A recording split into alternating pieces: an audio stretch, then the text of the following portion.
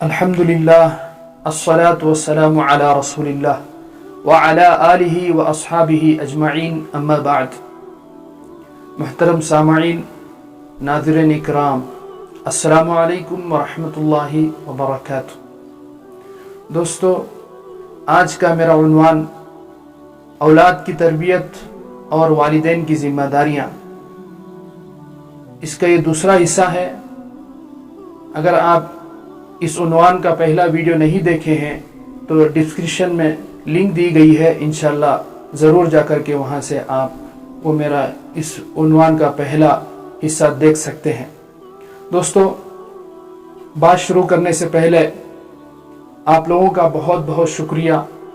جتنے بھی میرے ویورز ہیں، ناظرین ہیں اور سبسکرائبرز ہیں، سب کو میں شکریہ ادا کرنا چاہتا ہوں۔ اللہ آپ سب کا بھلا کرے، آپ لوگوں کے کاروبار میں، روزی روزگار میں اللہ برکت عطا فرمائے۔ آپ لوگ اتنا ہیلپ کرتے ہیں، اتنا سپورٹ کرتے ہیں، انشاءاللہ امید ہے کہ اور بھی مزید آپ لوگ جو ہے ہمارے چینل کو سپورٹ کریں گے، تاکہ میں آپ تک اچھی باتیں بتاؤں اور ہمیں بھی عمل کرنے کی توفیق ہو، ہمارے اندر بھی اور صلاحیت پیدا ہو۔ دوستو، چلیے میں اپنے عنوان کی طرف آپ کو لے کر چلتا ہوں۔ جیسا کہ آپ نے پہلا حصہ دیکھ لیا ہے، دوستو آج کا میرا ویڈیو خصوصاً ماؤں کے لیے ہے، میری بہنوں کے لیے ہے جن کی اولاد ہے۔ اگر ماں دیندار ہوتی ہے، ماں اگر اللہ والی ہوتی ہے، اللہ سے ڈر کر زندگی گزارنے والی ہوتی ہے، نمازوں کی پابندی کرنے والی ہوتی ہے، تہجد گزار ہوتی ہے، ذکر و اذکار کرنے والی ہوتی ہے، رسول اللہ صلی اللہ علیہ وسلم کے سنتوں پر عمل کرتی ہے، تو ایسے ماؤں کے پیٹ سے اللہ کے ولی پیدا ہوتے ہیں۔ اگر ماں دیندار ہے، اگر ماں اللہ والی ہے، تو حضرت ٹیپو سلطان شہید رحمۃ اللہ علیہ جیسے ولی اللہ پیدا ہوتے ہیں۔ اگر ماں اللہ والی ہے تو حضرت بابا فرید الدین گنج شکر رحمۃ اللہ علیہ جیسے ولی اللہ پیدا ہوتے ہیں۔ اگر ماں ولی ہے تو حضرت خواجہ معین الدین چشتی اجمیری رحمۃ اللہ علیہ جیسے ولی اللہ پیدا ہوتے ہیں۔ اگر ماں اللہ والی ہے تو حضرت نظام الدین اولیاء رحمۃ اللہ علیہ جیسے ولی اللہ پیدا ہوتے ہیں۔ اگر ماں اللہ والی ہے، شمس الدین التمش جیسے ولی اللہ پیدا ہوتے ہیں۔ اگر ماں اللہ والی ہے، حضرت خواجہ قطب الدین بختیار کاکی رحمۃ اللہ علیہ جیسے اللہ والے پیدا ہوتے ہیں۔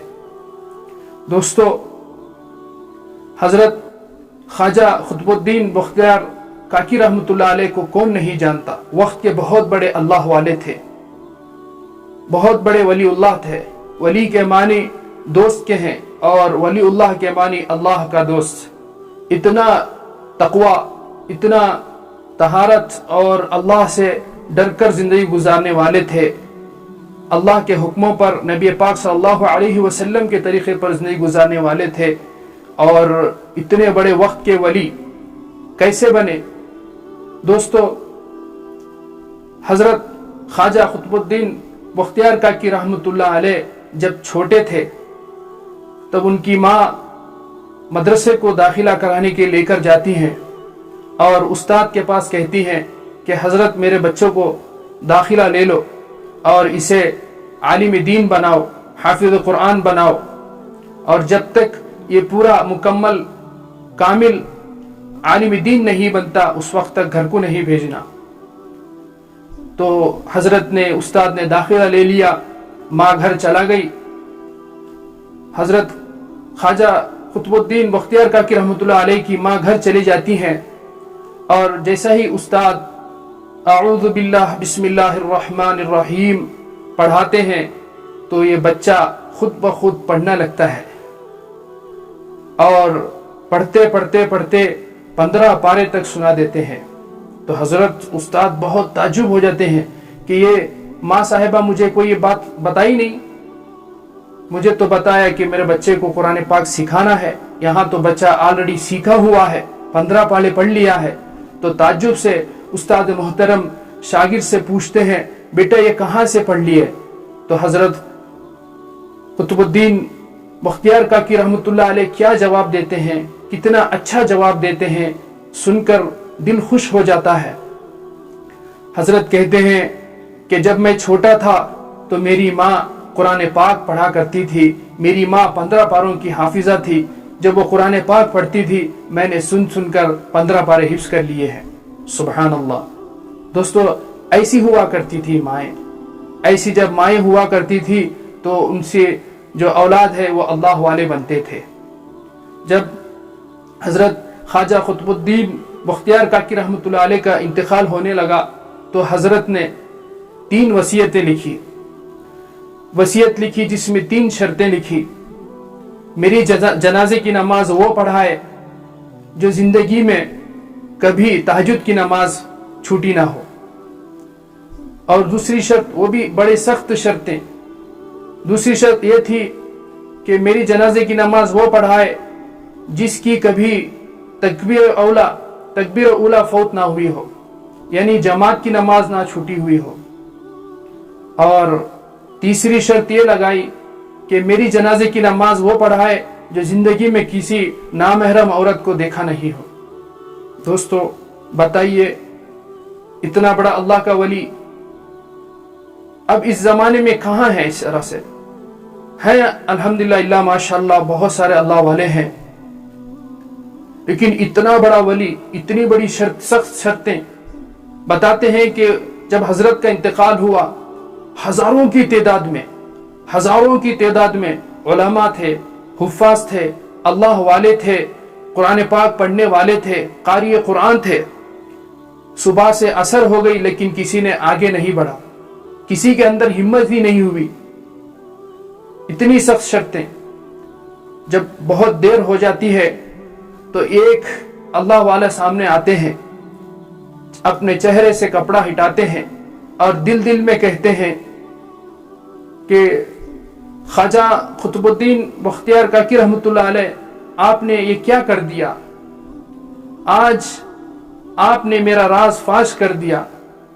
इतने सालों से मुझे और अल्लाह और आपको मालूम था, इन तीनों के अलावा मेरे बारे में किसी को नहीं मालूम था। आज आप जाते जाते मेरा राज फाश करके चले गए।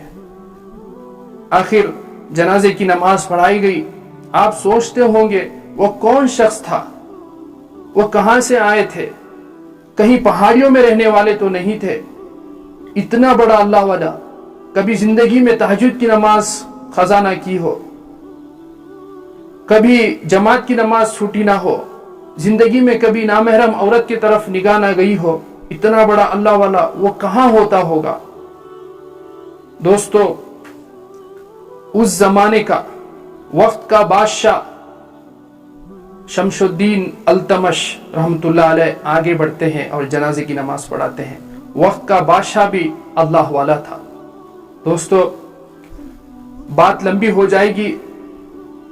मेरा कहने का मकसद यह है कि माओं के अंदर दीनदारी है, अगर वो अल्लाह वाली है तो इंशाअल्लाह औलाद भी अल्लाह वाली बनेगी, औलाद के अंदर भी दीनदारी पैदा होगी।